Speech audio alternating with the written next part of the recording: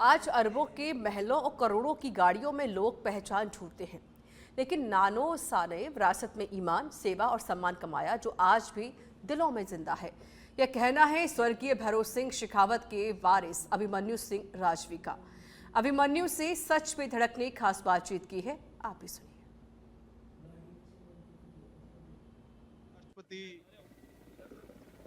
जगदीप धनखड़ से लेके तमाम मेहमान आए, जो आपके नानो सा की, बाबू सा की जो यादें स्मृति में आज ताजा हुई। कैसे देखते हैं आज इस कार्यक्रम को? मैं इसे श्रद्धेय भैरव सिंह जी शेखावत साहब की जीवन भर की कमाई मानता हूँ।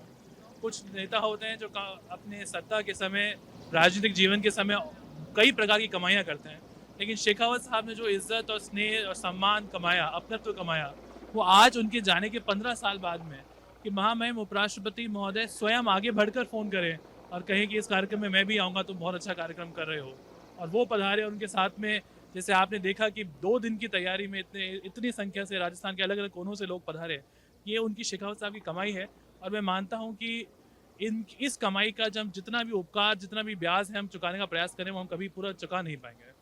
आपने अपने भाषण में भी उल्लेख किया इस चीज का कि करोड़ों की गाड़ियां और अरबों के महल देखता हूं, तो वो आज फीके लगते हैं।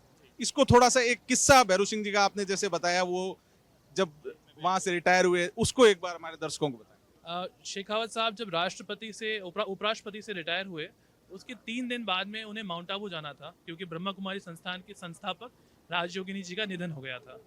मुझे इतना से सूचना मिलती थी कि जाना है, तो मैंने कपड़े अटेचे पैक किए। आदत थी कि एयरफोर्स के हवाई जहाज लगेंगे, हेलीकॉप्टर जाएंगे, लेकिन वो पद के साथ चले गए और राजधानी एक्सप्रेस में शेखावत साहब रात को बैठ करके आबू रोड के लिए रवाना हो गए। जब वो निकले तो हमें पूरी रात चिंता हुई कि हो क्या रहा है। हम लोग आदत नहीं थी, बहुत अजीब लग रहा था, बड़ा डिप्रेशन सा हो रहा था। लेकिन जब हम आबू रोड पहुंचे तो आबू रोड स्टेशन पे 2000 से ज़्यादा लोग खड़े थे। कोई उनके लिए उनका पसंदीदा पान लेकर आया था, कोई उनके लिए उनका पसंदीदा मिठाई रबड़ी लेकर आया था और यही कह रहा था कि अच्छा हुआ साहब आप हट गए, ये प्रोटोकॉल दूर हो गया, अब हमारे और आपके बीच में कोई गैप नहीं है। ये मैं मानता हूँ उनकी सबसे बड़ी कमाई है और ये फैक्ट है। मैं आज जाता हूँ, मैं राजनीतिक परिवार में तीसरी पीढ़ी हूँ। जहाँ देखते हैं तो अरबों के महल हैं, करोड़ों की गाड़ियाँ हैं, बहुत प्रकार का शो ऑफ है। लेकिन हम उस समय बुरा भी हमें लगता है कि हमारे सही में ये क्या हो रहा है, हम किस प्रकार का स्टैंडर्ड ऑफ लिविंग हमारा है, बाकी नेताओं का देखो।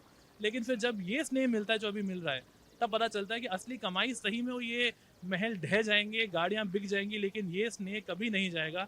और इसी को मैं अपनी सबसे बड़ी कमाई और पूंजी मान के राजनीति में प्रयास कर रहा हूँ। एक आखिरी सवाल, बाबू सा की एक दी हुई सीख जो बताना चाहेंगे? उनकी सीख जो मैंने आपको बताया कि राजनीति में पद और प्रतिष्ठा आती जाती है, लेकिन अब लोगों से डायरेक्ट जुड़ाव रहना, लोगों के लिए अवेलेबल रहना, ये चीज़ अगर आपके पास में रहेगा तो बिना पद के भी सिक्का आपका चलेगा। ये शेखावत साहब के जीवन से मैंने सीखा है, उनकी बातों से सीखा है, उनके कहे अनुसार सीखा है, वही प्रयास किया है। शुक्रिया। ये थे अभिमन्यु सिंह राजवी, जिनका साफ कहना है कि बाबू सा ने जो सिखाया वो आज राजनीति में काफी उपयोगी है। महल, गाड़ियां बिक जाती हैं, लेकिन जो रिश्ते उन्होंने राजस्थान से कायम किए वो आज भी कायम हैं और उसकी एक झलक आज यहाँ देखने को मिली। सहयोगी विजय गिरी के साथ मैं विवेक श्रीवास्तव, सच बेधड़क के लिए, जयपुर से।